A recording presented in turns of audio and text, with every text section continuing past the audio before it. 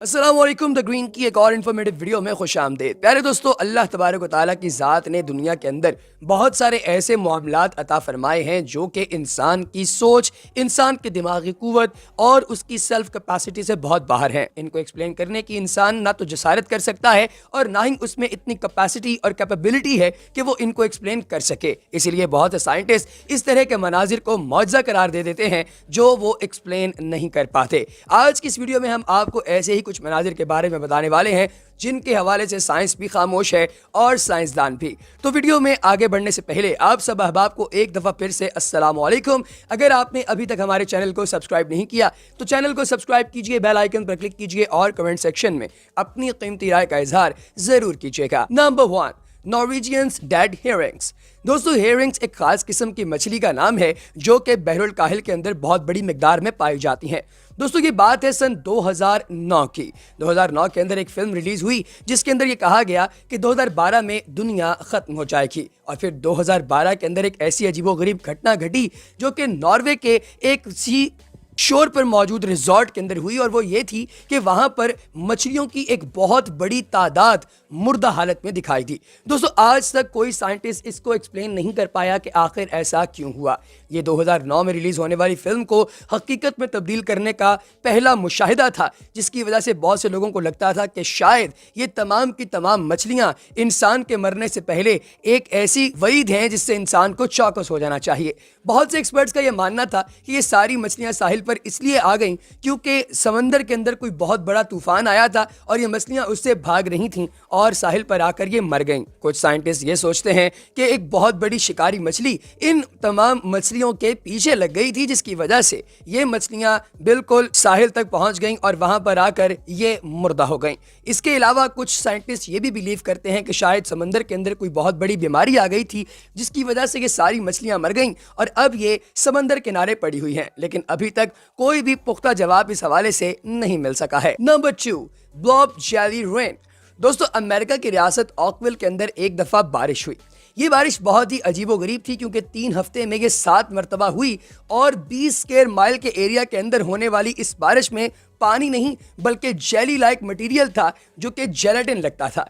दोस्तों, ये जेलेटिन आसमान से नीचे गिर रहा था और इसे ब्लॉब का नाम दे दिया गया क्योंकि ये बिल्कुल ट्रांसपेरेंट था, यानी इसमें से आप आर पार देख सकते थे। दोस्तों, जिस शख्स ने इसको छुआ वो शदीद बीमार हो गया और कोरोना वायरस वाले सारे सिम्टम उस इंसान के अंदर आने लगे, यानी खांसी, सांस का बंद होना, बुखार, जिस्म में दर्द वगैरह वगैरह।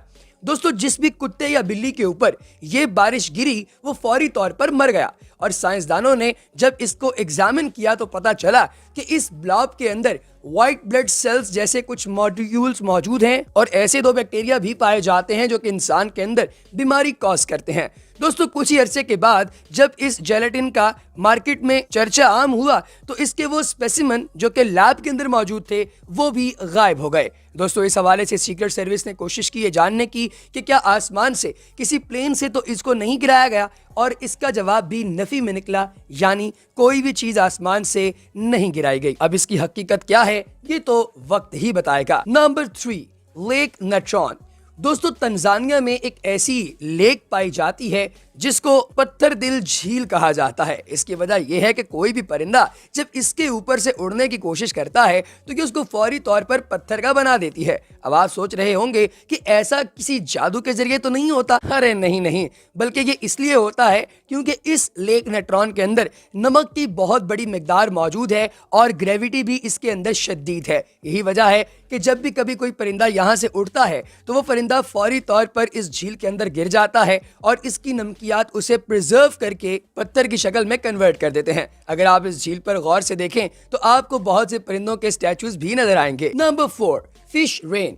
दोस्तों, मछलियों की बारिश की खबर तो आपने अक्सर औकात सुनी होगी, कभी यूट्यूब पर, कभी किसी वेबसाइट पर, कभी फेसबुक पर, कभी सोशल मीडिया के दीगर प्लेटफॉर्म्स पर। मगर हर साल मछलियों की बारिश एक ही जगह पिछले 100 साल से हो, और ये जगह हो भी मैक्सिमो के पास होंडोस जजीरा नामी जगह पर, तो ये यकीनी तौर पे एक नई खबर है। दोस्तों, लोग ये कहते हैं कि मछलियों की हर साल यहाँ पर बारिश इसलिए होती है क्योंकि 18वीं सदी के आखिर में एक पादरी यहाँ पर आया और उसने देखा कि यहाँ पर लोग भूख और प्यास से मर रहे हैं। اس نے یہاں پر 1 ہفتے تک لگاتار عبادت کی اور اس کے بعد اس علاقے کے لوگوں کی بھوک کو ختم کرنے کے لیے آسمان سے مچھلیوں کی بارش ہوئی۔ دوستو نارتھ ٹیریٹری نیوز نے یہ کہا ہے کہ یہ ایک واٹر سپراؤٹ کی وجہ سے ہوتا ہے کہ سمندر کے پانی میں جو چھوٹی چھوٹی مچھلیاں ہوتی ہیں وہ بخارات کے اندر آگے جا کر بارش کی صورت میں نیچے گر جاتی ہیں اور لوگ ان کو نکال کر کھا سکتے ہیں۔ لیکن سوال یہ ہے کہ سمندر سے 200 کلومیٹر دور اس جزیرے یعنی ہنڈوس جزیرے پر آ کر ہی یہ مچھلیاں کیوں گریں اور یہ رستے میں کہیں اور کیوں نہیں گریں؟ اور اگر مچھلیاں آ کر یہاں گریں تو اس کے علاوہ پانی میں موجود یعنی سمندر میں موجود دیگر کوئی اور جانور یہاں پر آ کر کیوں نہیں گرا؟ ایک ایسا سوال ہے جس کا آج تک کوئی جواب نہیں مل سکا ہے۔ Number 5، 2 oceans that do not meet۔ دوستو گلف آف الاسکا کے اندر 2 سمندر آپس میں ملتے ہیں لیکن نہیں ملتے۔ معاملہ کچھ یوں ہے کہ ان میں سے ایک سمندر ایک پگھلتے ہوئے گلیشیئر کا پانی ہے جو کہ ہلکا نیلا ہے، جبکہ دوسرا پانی ندی والا ہے جو گہرا نیلا ہے۔ یہ ایک کھارا اور میٹھا پانی ہونے کی وجہ سے اور الگ الگ ٹیمپریچر ہونے کی وجہ سے ایک دوسرے کے ساتھ نہیں ملتے۔ 500 میٹر لمبے بارڈر پہ کوئی ایک پوائنٹ بھی ایسا نہیں ہے جہاں پر یہ ایک دوسرے کے ساتھ ملتے ہوں، اور اس کی نو مکسنگ سورہ رحمان کے اندر بھی آئی ہے۔ اللہ اکبر! یعنی سائنٹسٹ نے تو یہ آج ڈسکور کیا، سورہ رحمان میں یہ بہت پہلے سے بتایا جا چکا ہے، اور اس میں کچھ یوں فرمایا گیا ہے جس کا مفہوم ہے کہ کیا تم نہیں دیکھتے کہ 2 سمندر ہیں جو ایک ساتھ بہتے ہیں لیکن آپس میں نہیں جڑتے۔ نمبر 6، موبائل کیو۔ دوستو ہوا کچھ یوں کہ رومانیہ میں موجود کھدائی کا ایک پروجیکٹ جب اپنی پیک پر تھا تو وہاں پر لگے ہوئے مزدوروں نے کھدائی کے دوران ایک ایسا کیو یعنی غار برآمد کیا جو کہ پچھلے 55 لاکھ سال سے بند تھا۔ وہاں پر نہ ہوا تھی نہ سن لائٹ۔ اس کے اندر جب گھسا گیا تو دیکھا گیا کہ ایک جھیل موجود ہے اور اس جھیل کے اندر پانی کی بجائے سلفیورک ایسڈ ہے۔ دوستو یہاں پر کئی قسم کی گیسز بھی موجود تھیں، اور پراسرار بات یہ ہے کہ اس کے اندر 33 اقسام کے جاندار بھی موجود تھے جن کا آکسیجن کے ساتھ کوئی لینا دینا نہیں۔ دوستو یہ 55 لاکھ سال سے یہاں پر جی رہے تھے اور کہیں سے کسی انسان نے ان کو اس سے پہلے نہیں دیکھا تھا۔ یہ 33 کی 33 نئی سپیسیز تھیں اور ان کو جو بھی دیکھتا وہ حیران ہو جاتا۔ یہ یہاں پر کس طرح سے سروائیو کی گئیں اس کے بارے میں کوئی نہیں جانتا۔ نمبر 7، ارتھ پیرامڈ۔ دوستو یہ بہت ہی نایاب عجوبہ ہے جو کہ ساؤتھ ٹائرول کے اندر پایا جاتا ہے۔ ہوا کچھ یوں کہ جب بارش گرتی ہے تو مٹی کا کٹاؤ ہوتا ہے، لیکن وہ پوائنٹ جہاں پر کوئی درخت یا کوئی راک ہو اس جگہ پر بارش پانی سے زمین کا کٹاؤ کرنے میں ناکام رہتی ہے۔ سائڈز کٹ جاتی ہیں لیکن ایک اسپیسیفک پوائنٹ وہیں پر رک جاتا ہے۔ اسی لیے ویڈیو میں آپ جو پوائنٹ دیکھ رہے ہیں یہ کسی ڈزنی لینڈ یا پھر کسی دوسرے سیارے کا نہیں بلکہ ارتھ کا ہی ہے، اور آپ اسے جا کر دیکھ بھی سکتے ہیں۔ دوستو یہ پوائنٹ واقعتاً زمین کے اوپر موجود پیرامڈز کا ایک ڈپلیکیٹ ہے جو کہ اتنا ہی زیادہ عجیب و غریب ہے۔ Number 8، tumbleweeds and their hazards. دوستو ساؤتھ امریکہ کے اندر تقریباً 150 مکانوں کا قصبہ اس ٹمبل ویڈ کے اندر ایک رات پھنس گیا۔ ہوا کچھ یوں کہ جب لوگ رات کو سوئے تو ان کے گھر کے باہر کچھ نہیں تھا، لیکن جب صبح اٹھا تو باہر آ کر دیکھا کہ وہاں پر جھاڑیاں ہی جھاڑیاں ہیں۔